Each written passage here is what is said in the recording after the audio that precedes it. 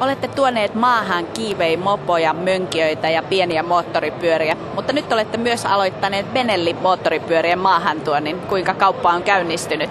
Kauppa on käynnistynyt oikein hyvin. Vuosi 2006 oli meille selvä askel eteenpäin ja onnistuimme Benellin lanseeraussa Suomen markkinoille. Milloin Benelli-pyörien valmistus on aloitettu? Benelli-pyörien valmistus on aloitettu vuonna 1911 Italiassa Pesaron kaupungissa.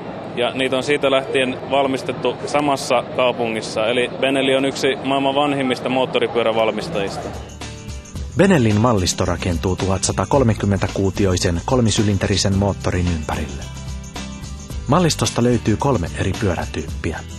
Trek on monikäyttöinen allround-pyörä, Tornado on Benellin superbike-pyörä ja TNT-malli triisuttuja Street Fighter-pyöriä.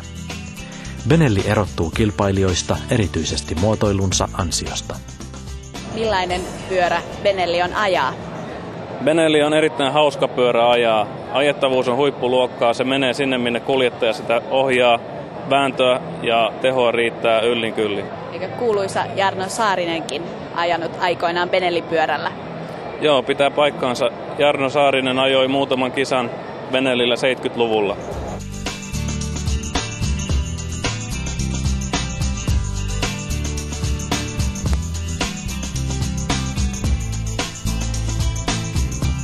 Kuinka hoituu huolto- ja varustelupuoli?